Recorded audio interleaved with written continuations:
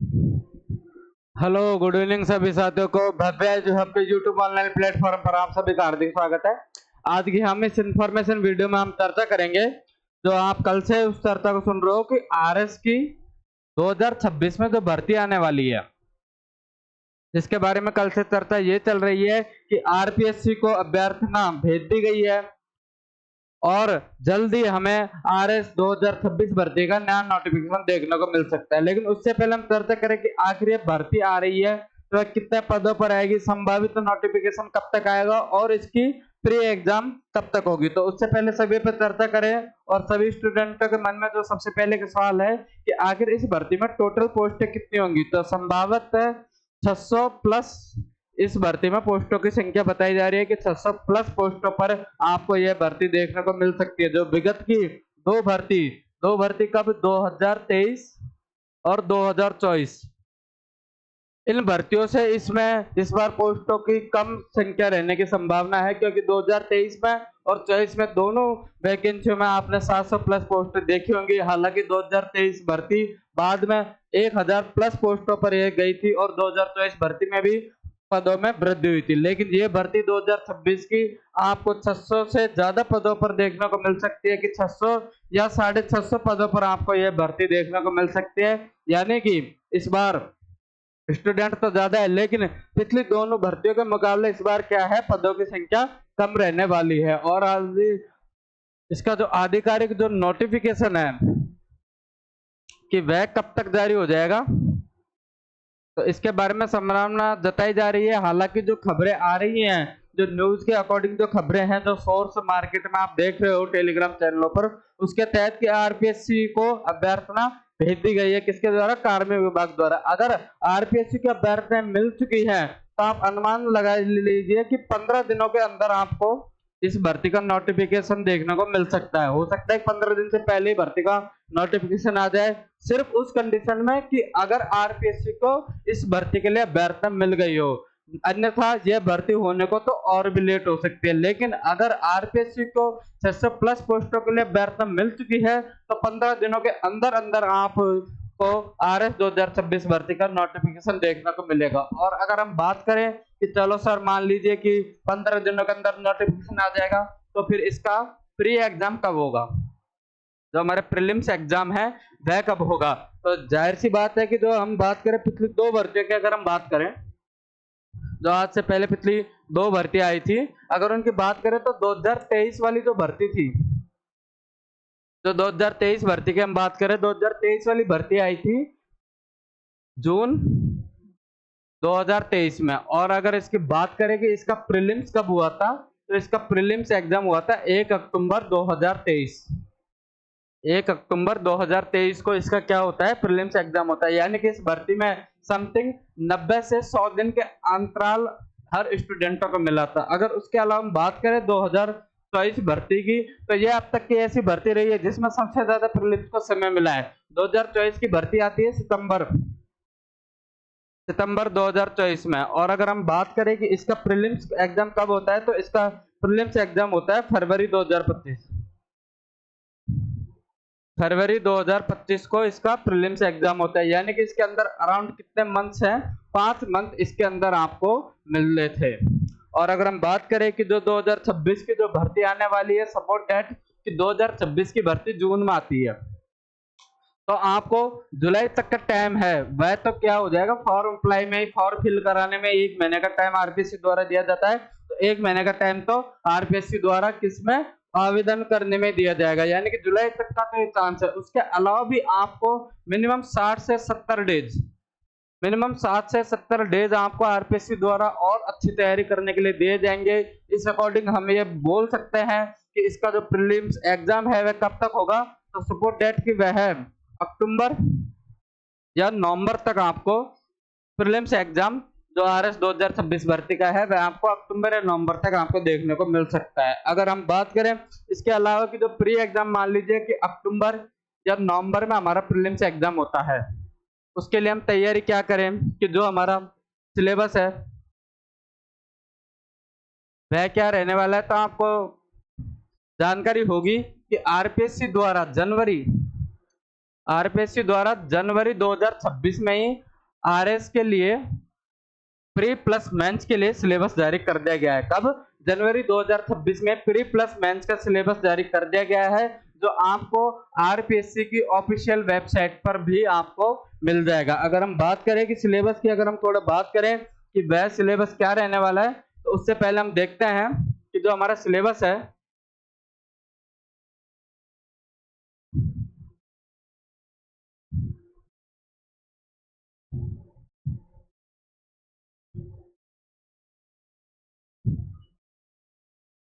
जो आरपीएससी द्वारा जारी किया गया था, जो कि कब जारी किया गया था? 9 जनवरी और 2026। 9 जनवरी 2026 को हमारा आरपीएससी द्वारा जो सिलेबस जारी किया गया था, इसको थोड़ा देखें तो प्रीलिम्स एग्जाम, जैसे कि आपको पता है कि हमारा जो प्रीलिम्स का पेपर है वह अधिकतम कितने अंकों का रहता है? तो अधिकतम वह 200 अंकों का रहता है और 3 घंटे का उसमें हमें क्या मिलता है? समय मिलता है। 200 नंबर का ये हमारा पेपर रहने वाला है और उसके लिए हमें कितना? 3 घंटे का हमें समय मिलेगा। अगर हम बात करें कि इसके अंदर कौन कौन से सब्जेक्टों को शामिल किया गया है, तो जैसे कि आपको पता है प्रीलिम्स एग्जाम में राजस्थान जीके में भी कौन कौन से सब्जेक्ट हैं कि हम बात करें अगर प्रीलिम्स एग्जाम में कि कौन कौन सी पाठ्यक्रम में हमारे सिलेबस में सब्जेक्ट आती है, तो सबसे पहले राजस्थान जीके में कौन कौन सी सब्जेक्ट आती है? एक तो हिस्ट्री के साथ में एक और पोर्शन आता है, कौन सा होता है? वह रहता है आर्ट एंड कल्चर का। उसके साथ में जो जीके के सब्जेक्ट है पॉलिटी और ज्योग्राफी प्लस राजस्थान इकोनॉमिक्स, जिसको हम नॉर्मल लैंग्वेज में क्या बोलते हैं?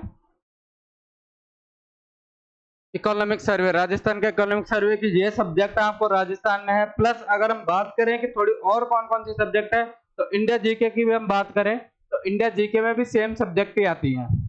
अगर हम बात करें इंडिया जीके की, तो इंडिया जीके में भी हिस्ट्री, पॉलिटी, ज्योग्राफी और इकोनॉमिक्स, ये चारों सब्जेक्ट जो राजस्थान का पोर्शन है वही पोर्शन क्या है? इंडिया जीके में है। अगर इनके अलावा और बात करें कि और कौन से प्लस में सब्जेक्ट आते हैं जहां से बेनिफिट ले सकते हो, तो इसके अलावा मैथ्स एंड रीजनिंग के भी यहाँ पर आपको प्रीलिम्स में क्या देखने को क्वेश्चन देखने को मिल सकता है। और इसके अलावा हम बात करें तो साइंस एंड टेक और साइंस, यह पोर्शन हमारा क्या रहता है? हमारे आरएस प्रीलिम्स का मोस्टली ये पोर्शन रहता है। और इनके अलावा जो हमारी करंट अफेयर्स है उसके भी अच्छे खासे क्वेश्चन हमें क्या है? प्रीलिम्स में देखने को मिल सकता है। लेकिन बहुत से स्टूडेंटों की सबसे बड़ी समस्या ये होती है कि मार्केट में नोट्स काफी सारे हैं, बहुत से अच्छे टीचर और उनकी अच्छी से अच्छी कोचिंगें भी हैं, सोर्स बहुत सारे हैं, लेकिन फिर भी एग्जाम में जो क्वेश्चंस आते हैं वे बहुत से कई बार लगता है कि आउट ऑफ कोर्स आ रहे हैं।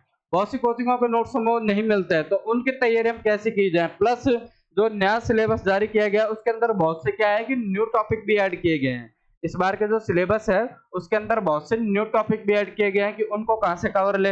हालांकि बहुत सी कोचिंगें दावा कर रही हैं कि उन्होंने अपडेटेड नोट्स तैयार कर लिए, लेकिन फिर भी स्टूडेंटों के मन में सबसे बड़ा जो संशय है वह यह है कि नए टॉपिक कहां से तैयार किए जाएं, या फिर जो ये टॉपिक पुराने हैं हर कोचिंगों को नोट्स में मिल रहे हैं फिर भी क्वेश्चन हमें नहीं मिल रहे हैं, तो उन चीजों को हम कहां से तैयार करें? तो उसके लिए सबसे बेस्ट है कि आरपीएससी हमेशा बोलती है, आरपीएससी हमेशा इस बात को फॉलो करती है कि हम पेपर का पैटर्न जो कि ऑथेंटिक किताबों से बनाते हैं। और ऑथेंटिक किताबें कौन सी हैं कि जो मार्केट में खूब है? हमारी एनसीईआरटी।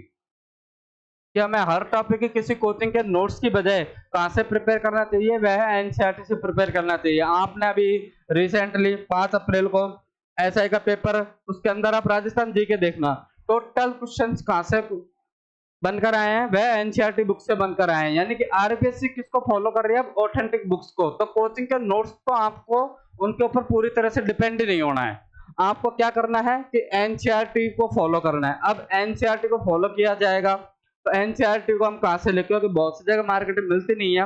तो जो हमारे टेलीग्राम चैनल है, जो हमारा भव्य एजू हब के नाम से टेलीग्राम चैनल है, उसके अंदर